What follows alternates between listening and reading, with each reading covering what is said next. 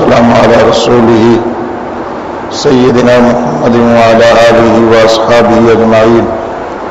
أما بعد بسم الله الرحمن الرحيم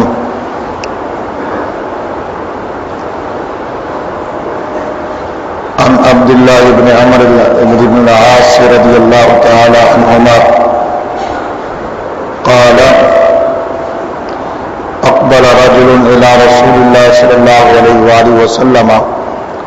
فقال أبايعك على الهجرة والجهاد أبتغي الأجر من الله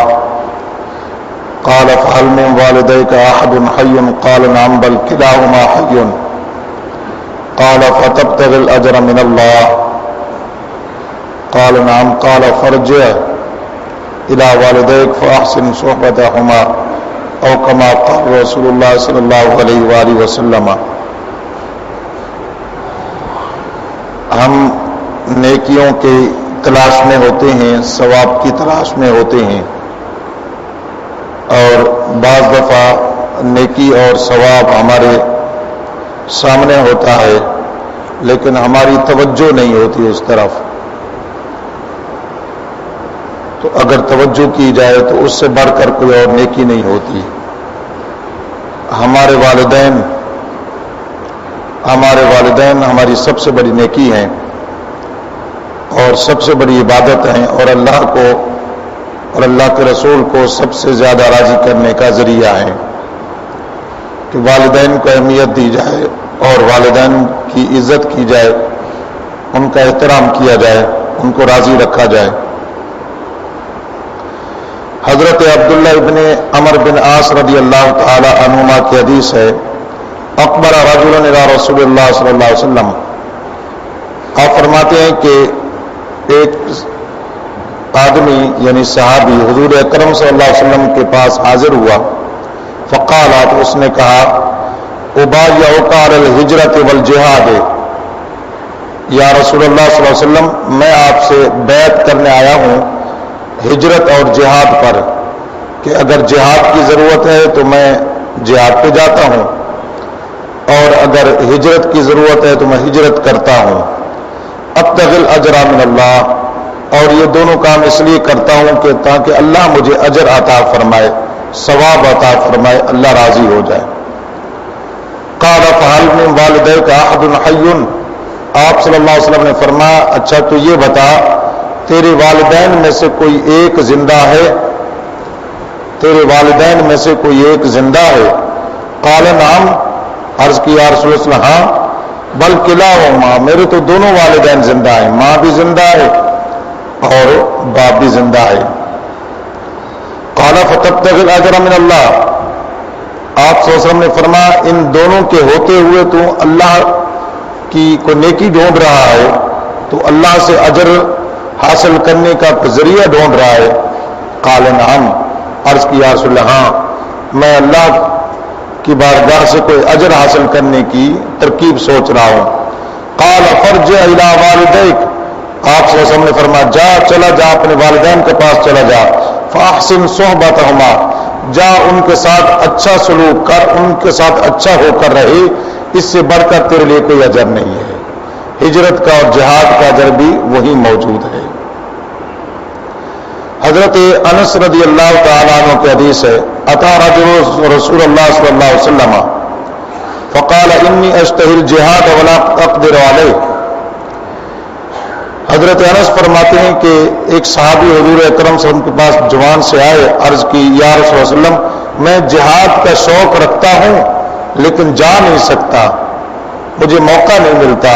میں جہاد کا شوق رکھتا ہوں. قال حل باقی من والدیک احد، تو یہ بتا کہ تیرے والدین میں سے کوئی ایک زندہ ہے؟ قال امی، اس نے کہا یا رسول اللہ صلی اللہ علیہ وسلم میری ماں زندہ ہے، میری ماں زندہ ہے. قال قابل اللہ فی برہا، جا اور اپنی والدہ کی خدمت کر، والدہ کے ساتھ رہے، والدہ کا دل خوش کر اور والدہ کے ساتھ اچھا سلوک کر. فَإِذَا فَعَلْتَ ذَلِكَ، آپ صلی اللہ علیہ وسلم نے اس نوجوان کو سمجھایا کہ اگر تو نے ایسا کر لیا کہ اپنی والدہ کے ساتھ اچھا ہو کر رہا، تو فرمایا فَأَنْتَ حَاجٌ وَأَنْتَ مُعْتَمِرٌ، وانت مجاہد، تو اگر والدہ کے ساتھ اچھا رہے گا تو حاجی بھی بن جائے گا، تو عمرہ کرنے والا بھی بن جائے گا، تو مجاہد بھی بن جائے گا، یعنی تجھے حج کا ثواب بھی ملے گا، تجھے عمرے کا ثواب بھی ملے گا اور تجھے جہاد کا ثواب بھی ملے گا۔ تو ان کے ساتھ رہے، ان کے ساتھ والدہ کے ساتھ اچھا سلوک کر، تیری تمام عبادتیں تجھے وہاں ملتی رہیں گی۔ اس لیے ہم دیکھیں کہ یہ نیکیاں ہمارے گھروں میں ہوتی ہیں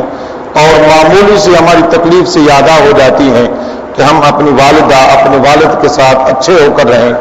ان کا ادب کریں، ان کا کہا مانیں اور ان کی باتوں کا لحاظ رکھیں۔ حضرت عبداللہ ابن عمر رضی اللہ تعالی عنہما کی حدیث ہے، جاء رجل الی رسول اللہ صلی اللہ علیہ وسلم، ایک شخص حضور اکرم صلی اللہ علیہ وسلم کے پاس حاضر ہوا اور یمن سے آیا تھا، یمن سے ہجرت کر کے مدینہ پہنچا تھا، تو مہاجر تھا، اور آپ کو پتا ہے کہ ہجرت بہت بڑا ثواب ہے۔ جس طرح کہ میں نے درس قرآن میں حدیث سنائی تھی کہ جو بندہ ہجرت کرتا ہے ایک بالشت کے برابر بھی اس کے لیے جنت واجب ہو جاتی ہے،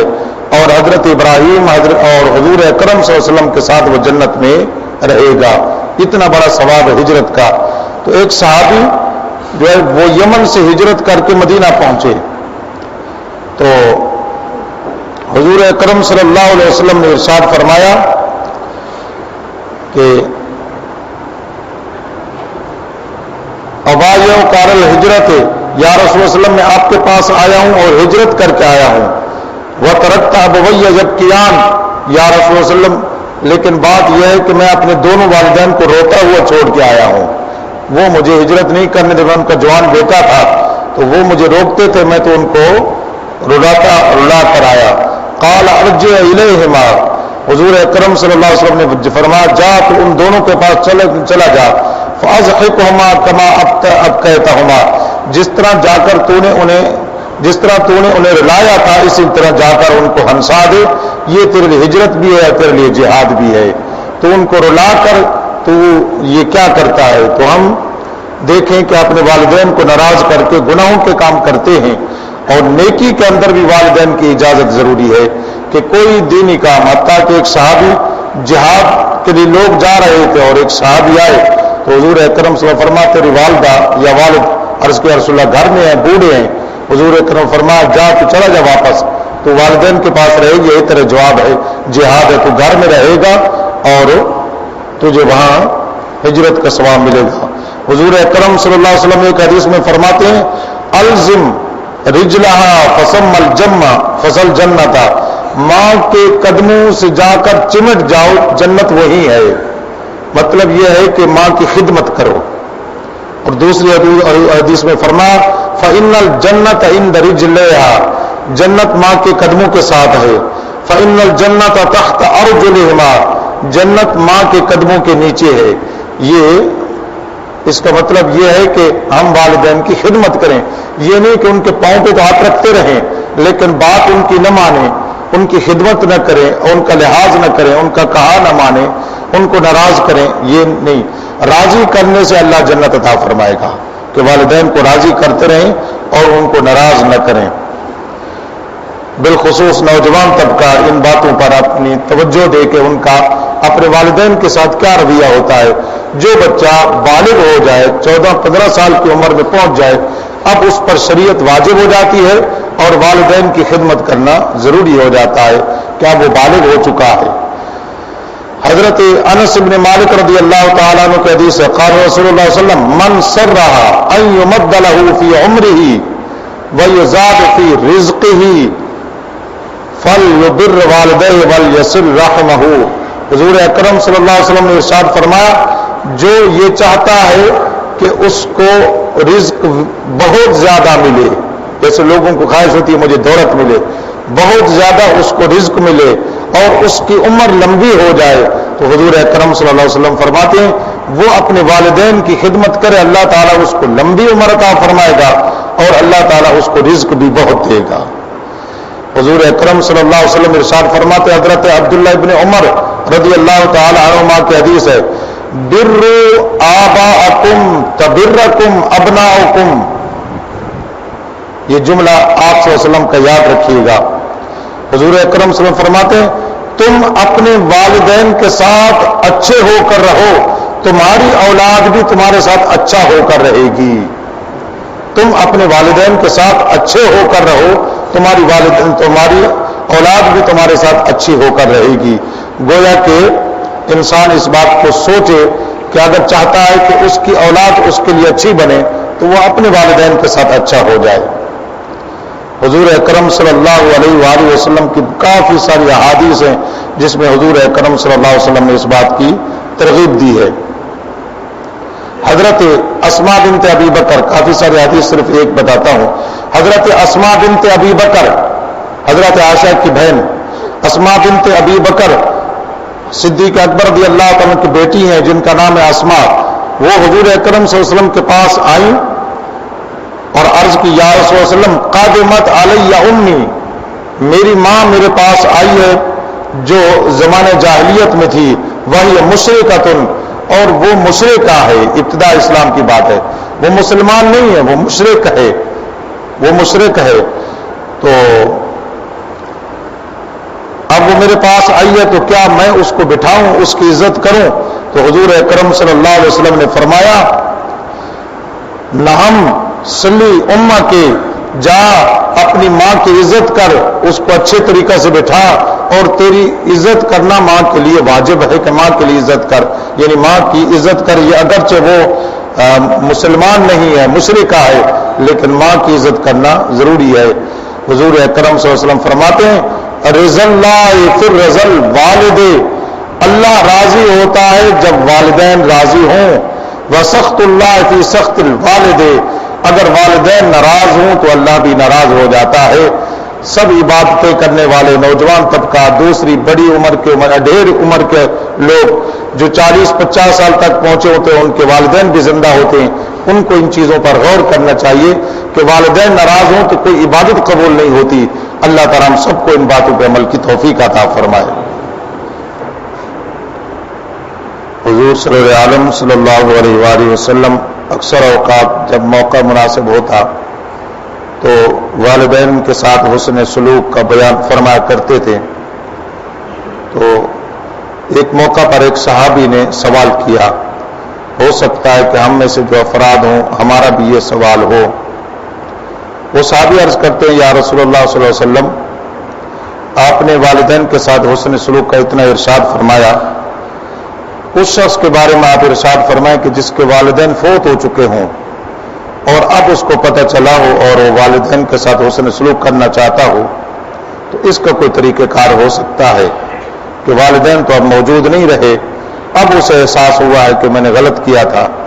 لہذا والدین کے ساتھ مجھے اچھا سلوک کرنا چاہیے. حضور اکرم صلی اللہ علیہ وسلم نے ارشاد فرمایا ہاں ہو سکتا ہے, 2-3 باتوں پر عمل کرو. ایک تو ان کے لیے دعائے مغفرت کرتے رہو,